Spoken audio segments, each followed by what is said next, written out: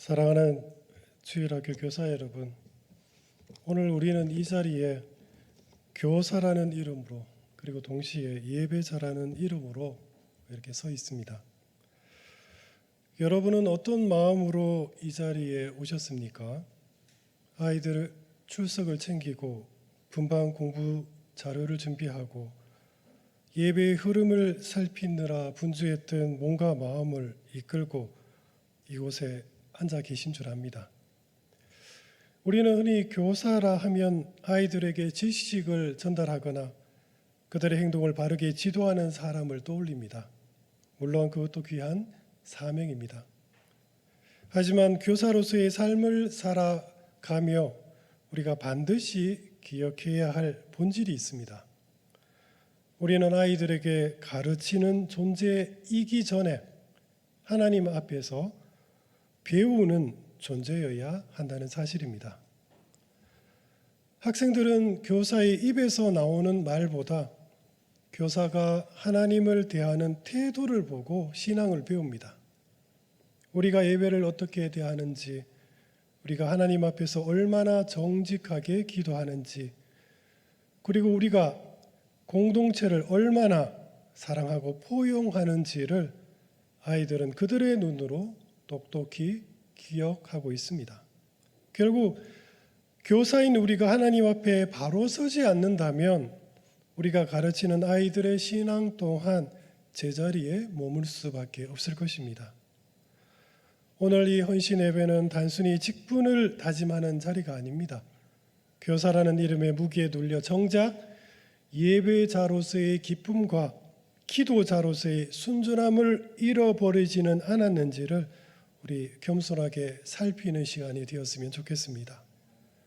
아이들 앞에 서기 전에 먼저 하나님 앞에 서는 법을 배우고 내 고집을 내려놓고 기도의 깊이를 회복하며 다름을 포용하는 공동체의 에티켓을 익히는 것, 이것이야말로 오늘 우리가 감당해야 할 가장 우선적인 교사의 본분일 것입니다.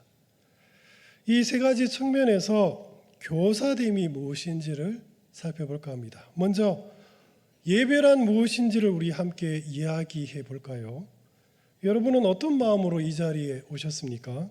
혹시 이번 주에도 위로를 받고 싶다, 내 마음의 평안을 얻고 싶다는 기대가 앞서지는 않았습니까? 물론 예배를 통해 은혜를 구하는 것은 옳습니다. 잘못된 것이 아닙니다. 그러나 신앙이 성숙해질수록 우리는 예배를 바라보는 더 본질적인 질문 앞에 서야 합니다. 왜냐하면 예배는 단순히 은혜를 소비하는 현장이 아니기 때문입니다. 오늘날 많은 교인들이 예배를 은혜를 받으러 오는 곳이라고 생각합니다. 좋은 찬양, 감동적인 설교, 평안한 분위기를 통해 내 감정을 채우고 내 마음이 치유받기를 원합니다. 이러한 관점은 자칫 예배를 일종의 소비 활동으로 전락시킵니다. 내 형편과 기분에 따라 참석 여부를 결정하고 만족스러우면 은혜 받았다 말하고 그렇지 않으면 예배가 좋지 않다고 평가합니다. 하지만 성도 여러분, 예배의 진정한 주인은 내가 아니라 하나님이십니다. 그리고 예배의 진정한 목적은 내 만족이 아닌 하나님께 영광을 돌리는 것입니다. 이제 우리의 관점을 한번 바꿔봅시다. 예배는 하나님을 내가 직접 알현하는 자리입니다. 과거의 왕을 알려하기 위해 신하들이 어떻게 행동했습니까? 자신의 옷 매무새를 살피고 마음가짐을 바로잡으며 왕 앞에서 예법을 갖추었습니다. 고람되어 하나님 앞에서라는 이 고백은 단순한 구호가 아닙니다. 우리가 믿음으로 이 자리에 하나님이 임재해 계심을 정말 실제로 인정하는 것입니다. 모세가 불타는 떨기 나무 앞에서 하나님을 대면했을 때 하나님은 그에게 내 발에서 신을 벗으라 명하셨습니다. 그곳이 거룩한 땅이었기 때문이 아니라 거룩하신 하나님이 그곳에 계셨기 때문입니다. 오늘 우리가 앉아있는 이 자리가 거룩한 성소가 되는 이유도 동일합니다. 우리가 이곳에 계신 하나님을 믿음의 눈으로 지금 함께 바라보고 있기 때문에 이곳이 바로 거룩한 예배의 자리가 된 것입니다. 성도 여러분, 대체 우리는 언제 내 믿음을 사용할까요? 바로 이 예배의 시간입니다. 목회자의 설교가 단순히 한 인간의 지식 전달이 아니라 하나님의 대언임을 우리 정말 믿음으로 받아들입시다. 하나님의 임재를 확신한다면 우리의 자세를 고쳐 앉을 수밖에 없습니다. 졸음이 쏟아지는 자리에 함부로 몸을 맡길 수 있습니까? 하나님의 시선이 머무는 곳에서 감히 잡념을 품을 수 있습니까? 참된 경건은 억지로 규칙을 지키는 형식이 아닙니다. 하나님 앞에 서 있다는 사실을 실감하는 사람에게 나타나는 자연스러운 몸가짐입니다. 하나님을 경외하는 마음이 깊어지면 내 몸가짐은 단정해지고 내 감정과 고집은 하나님 앞에서 자연스럽게 절제됩니다. 사랑하는 성도 여러분, 오늘 예배의 자리를 내 감정을 케어받는 곳으로 만들지 맙시다. 오히려 내 생각과 아집을 내려놓고 그저 맨발로 우리 모두 하나님 앞에 겸손히 섭시다. 하나님은 오늘 우리의 감정적인 위로를 넘어 우리 존재 그 자체가 당신 앞에 온전히 서기를 원하고 계십니다. 그리고 이것은 장차 있을 그날을 위한 영적 훈련이기도 합니다. 주님이 다시 오시는 그날 우리는 갑작스럽게 하나님을 대면하게 될 것입니다. 그날에 당황하지 않도록 우리는 오늘 이 예배의 자리에서 하나님 앞에 서는 연습을 하는 것입니다. 예배는 내 기분을 맞추는 콘서트가 아닙니다. 창조주와 피조물이 만나는 엄숙하고도 영광스러운 알륜입니다. 하나님이 지금 여기 살아 계심을 온 마음으로 고백하는 것이 바로 예배의 현장입니다. 그리고 다음으로 우리 기도 생활에 대해 이야기해 봅시다. 여러분은 오늘 하루 하나님 앞에 얼마나 머무셨습니까? 혹시 예배 시간에 공동체와 함께 드리는 공적 예배로 내 모든 기도 생활을 대신하고 있지는 않습니까? 참 안타까운 것은 많은 교인들이 기도를 크게 오해한다는 사실입니다. 기도를 하나님으로부터 무언가 얻어내는 수단으로 인식합니다. 그래서 삶이 평탄하고 문제가 없으면 기도를 쉽니다. 원하는 것이 없으니 당연히 기도할 이유가 없습니다. 반면에 기도 제목이 많다는 것은 오히려 지금 내가 어떤 심각한 문제에 봉착했다는 반증이기도 합니다. 참 역설적이게도 우리는 기도하지 않고 평안히 살기를 원하고 있습니다. 그리고 우리가 기도를 열심히 하다 보면 아주 이상한 일이 벌어집니다. 기도하면 기도할수록 내 주장은 더 강해집니다. 성도 여러분, 왜 우리는 기도를 하면 할수록 더 고집스러운 사람이 될까요? 교회에서 간혹 어떤 분들을 보면 누구보다 많이 기도한다는 분의 표정이 더 경직되어 있습니다. 기도하면서 하나님과 말싸움을 한 것입니까? 남의 얘기가 아니라 바로 제 이야기입니다. 성도 여러분, 왜 그럴까요? 저는 거울에 비친 굳은 제 표정을 보고 그 이유를 알았습니다. 오랜 세월 동안 제가 한 기도는 하나님의 뜻을 찾는 과정이 아니라 내 욕심을 어떻게 해서든 하나님께 관철시키기 위한 투쟁이었기 때문이었습니다. 내 고집대로 무언가를 구하고 그것을 채워달라고 끈질기게 매달리는 기도는 결국 내 자아를 단단하게 굳힐 뿐입니다. 채워야 할 것은 하나님의 은혜인데 우리는 자꾸 내 욕심을 더 채워달라고 기도하고 있습니다. 그러니 우리 신앙이 더 경직되어 가는 것입니다. 성도 여러분, 이제 기도의 패러다임을 한번 바꿔봅시다. 기도는 내가 원하는 것을 요구하는 시간이 아니라 하나님 앞에서 내 고집을 기꺼이 포기하는 시간입니다. 겟세마네 동산에서 예수님께서 기도하셨습니다. 사실 예수님은 인간적으로 십자가를 지기 싫어하셨습니다. 그래서 이 잔을 내게서 옮겨 주십시오라고 솔직하게 고백하셨던 것입니다. 그러나 주님의 기도는 거기서 멈추지 않습니다.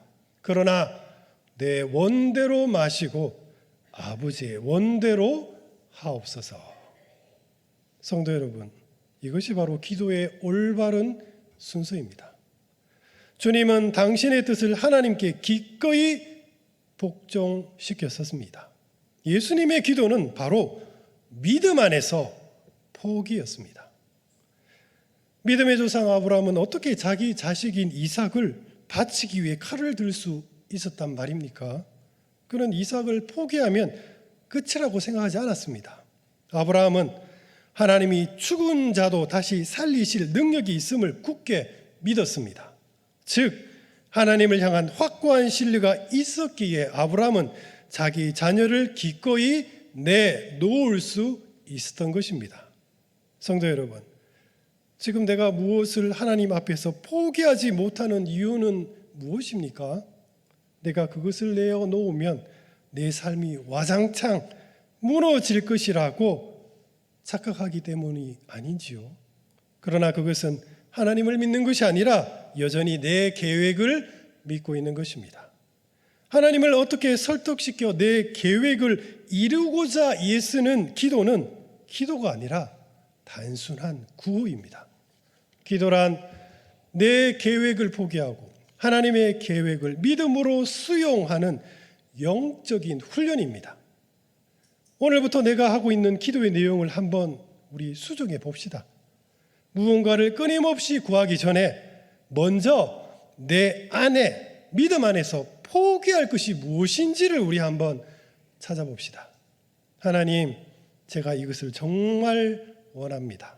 하지만 주님의 뜻이 아니라면 제가 기꺼이 포기하겠습니다. 제가 기꺼이 포기할수록 주님, 제발 저를 도와주십시오. 그것이 바로 기도입니다. 그리고 정말 친한 가까운 지인에게 우리 조심스럽게 한번 물어봅시다. 제가 고집스러운 사람으로 보입니까? 우리 한번 집에 가서 한번 물어봅시다. 만약 그렇다는 대답을 들었다면 내 고집이 어디서부터 오는지 하나님께 정직하게 우리 물어봅시다. 사랑하는 성도 여러분, 기도는 내 목표 리스트를 하나하나 지우는 것이 아니라 나를 하나님 앞에 철저하게 굴복시키는 과정입니다. 평소 기도를 많이 했다고 우리 자랑하지 맙시다. 기도를 많이 할수록 내 고집이 얼마나 깨졌는지를 우리 자랑합시다. 지금 내가 붙들고 있는 그 간절한 기도 제목을 하나님 앞에 내려놓고 주님의 뜻대로 하십시오라고 우리가 진심으로 고백할 때 바로 그 순간 참된 은혜를 경험하게 될 것입니다. 그리고 그것이 주님께서 우리에게 가르친 기도의 진정한 능력입니다. 마지막으로 교회 생활의 에티켓에 대해 우리 이야기해 봅시다. 교회는 세상에서 가장 다양한 사람들이 모인 곳입니다. 학벌, 경제력, 나이, 출신 배경이 전혀 다른 사람들이 한 울타리 안에 있습니다. 그러니 교회 안에서의 의견 충돌은 필연적입니다. 나와 다른 누군가와 한자리에 함께 있다는 그 사실 자체가 우리를 가장 불편하게 만듭니다. 세상 모임은 사실 간단합니다. 모임이 정 불편하면 내가 나가든가 나랑 맞는 사람들끼리 따로 모이면 그만입니다. 그러나 교회는 다릅니다. 하나님께서 부르신 자들이 모인 이곳은 내가 선택한 공동체가 아니라 하나님이 우리를 불러서 모은 거룩한 공동체입니다. 그런데 문제는 많은 이들이 교회 안에서도 내 성향에 맞는 사람들만 곁에 두려고 한다는 점입니다. 나와 불편한 사람이 예배의 자리에 함께 앉아 있습니까? 어떻게 하시겠습니까? 불편한 그 사람을 내보내려 하거나 그 사람이 흠을 잡아 괜한 말로 분열을 조장합니다. 그렇지 않았습니까? 이런 갈등으로 인해 얼마나 많은 사람들이 상처받고 교회를 떠났습니까? 사랑하는 성도 여러분, 우리 모두 기억합시다. 나 또한 누군가에게는 분명 불편한 사람일 수 있다는 사실을 말이죠.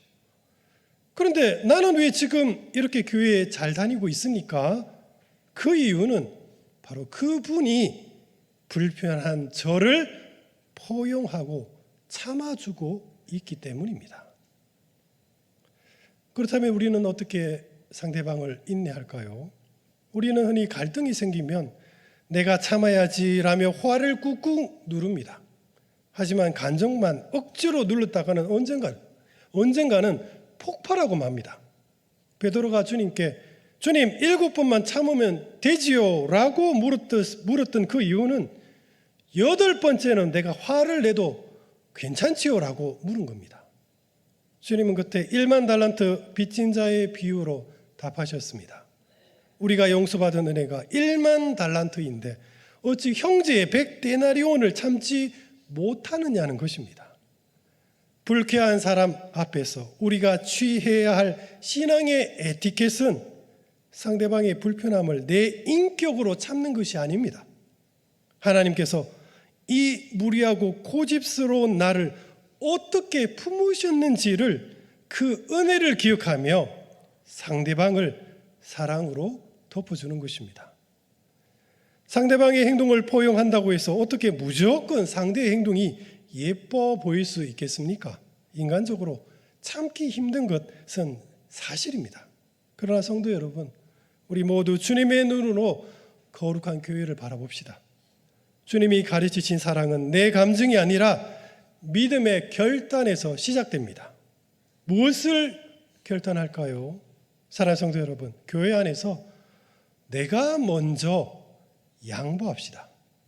누가 옳고 그른지를 따지기 전에 내가 믿음으로 먼저 양보하겠다고 우리 서원합시다. 그것은 지는 것이 아니라 오히려 우리가 예수님의 마음을 닮아가는 영적인 승리입니다. 그리고 교회 안에서만큼은 약간의 손해쯤은 내가 먼저 기꺼이 우리 치룹시다. 세상은 손해보는 것을 바보 같다고 하지만 교회는 오히려 믿음으로 감수한 그 손해를 통해 하나님 나라는 확장되어 갑니다. 그리고 마지막으로 미운 사람을 억지로 사랑하려고 애쓰지 맙시다. 그러다 속병이 납니다. 대신 그 사람을 향해 주님, 저 사람도 주님의 은혜가 참 필요한 사람이군요 라고 우리 기도해 주며 긍휼한 마음으로 그를 바라봅시다. 지금은 그 정도면 충분합니다. 그리고 우리의 신앙이 성숙하게 잘 자랐을 때 어느덧 그 미움이 오히려 참된 이해와 연민과 사랑으로 변해 있을 것입니다. 사랑하는 성도 여러분, 교회는 나랑 맞는 사람들끼리 모이는 취향 공동체가 아닙니다. 서로가 서로의 다름을 믿음 안에서 포용하면서 그리스도의 거룩한 성품을 함께 빚어가는 은혜의 훈련소입니다. 지금 불편한 사람을 참고 있습니까? 이미 여러분은 예수님을 닮아가고 있습니다. 말씀을 믿겠습니다. 남을 가르치는 교사가 되기 전에 우리 먼저 예수님의 가르침을 내 삶 속에서 실천하는 성실한 학생이 우리 모두가 됩시다. 첫째, 우리 예배를 하나님을 알려나는 경건한 자리로 회복합시다. 공예배가 시작되기 10분 전에 먼저 예배의 자리에 나와 마음을 조용히 정돈하며 하나님의 임재를 우리 기다립시다. 경건은 태도입니다. 예배는 내 감정을 만족시키기 위해 은혜를 소비하는 자리가 아닙니다. 피조물인 인간이 창조주인 하나님과 대면하는 거룩한 현장입니다. 내 생각과 감정이라는 신발을 벗고 거룩하신 하나님 앞에 믿음으로 담대하게 우리 섭시다. 만유의 주인이신 하나님께서 지금 여러분이 하나님 앞에 똑바로 서기를 원하고 계십니다. 그리고 둘째, 기도를 통해 믿음 안에서 포기하는 훈련을 우리 합시다. 기도는 내 뜻을 하나님께 관철시키는 것이 아니라 오히려 하나님 뜻을 내가 겸허히 수용하는 영적 훈련입니다. 기도할 때 하나님으로부터 무엇을 얻어낼지를 궁리하기보다 내가 주님을 위해 무엇을 포기할 수 있는지를 우리 겸손하게 살펴봅시다. 내 원대로 마시고 아버지 원대로 하옵소서라는 주님의 그 기도가 나의 참된 고백이 되었을 때 우리는 진정한 은혜를 체험하게 될 것입니다. 그리고 그 은혜는 우리의 얼굴 표정으로 나타날 수밖에 없습니다. 그러므로 기도하는 사람은 해같이 얼굴이 밝아야 합니다. 내가 포기하지 못하겠다고 꼭 쥐고 있는 그것을 믿음으로 주님께 온전히 맡길 수 있다면 그것이 우리가 하나님께 드릴 수 있는 가장 큰 믿음의 행동입니다. 아브라함에게 말씀하셨던 주님께서 우리에게 동일하게 말씀하실 것입니다. 내가 이제야 내가 하나님을 경외하는 줄을 아노라. 그리고 마지막으로 셋째, 교회 공동체 안에서 우리 양보의 미덕을 실천하며 살아갑시다. 교회는 내 취향과 맞는 사람들끼리 노는 곳이 아니라 서로의 다름을 통해 그리스도의 성품을 닮아가는 영적인 훈련소입니다. 누군가로 인해 불편함을 느낀다면 그것은 우리가 더 큰 사랑을 배울 수 있는 영적인 기회입니다. 옳고 그름을 따지며 상대방을 판단하기 전에 내가 먼저 양보하고 약간의 손해쯤은 우리 기꺼이 감수합시다. 세상은 그것을 손해라고 부르지만 오히려 교회는 믿음의 양보와 성도의 손해를 통해 하나님의 나라는 날마다 확장되어 갑니다. 교회 생활이 때로는 참 쉽지 않겠지만 그 끝에는 반드시 주님의 온전한 그 거룩한 성품이 여러분을 기다리고 있을 것입니다. 오늘 나눈 이 결단들이 여러분 삶 속에서 정말 구체적인 삶의 열매가 맺혀지기를 주님의 이름으로 축복드립니다. 그리고 주일학교 교사 선생님 여러분, 여러분의 그 신앙의 본을 통해 우리 다음 세대 학생들이 믿음으로 잘 배워가기를 우리 주님의 이름으로 축복드립니다. 기도하겠습니다. 사랑과 은혜가 풍성하신 우리 주 하나님 아버지, 주님 저희들 복된 주일 교사, 주일학교 교사로 세워주심을 주님 감사드려옵니다. 우리 교사 선생님들 모두 먼저 주님의 그 거룩한 성품을 잘 보고 배워 그 삶 속에서 정말 삶으로 실천하며 본을 보이는 복된 교사가 되게 하여 주옵소서. 그래하여 우리 다음 세대 모든 학생들 선생님의 그 신앙의 어깨 넘어 그 덕을 보고 믿음을 잘 보고 배우는 그러한 복된 은혜가 되는 우리 주일학교가 되게 하여 주옵소서. 바라옵고 우리 구주 예수 그리스도 이름으로 간절히 기도드립니다. 아멘.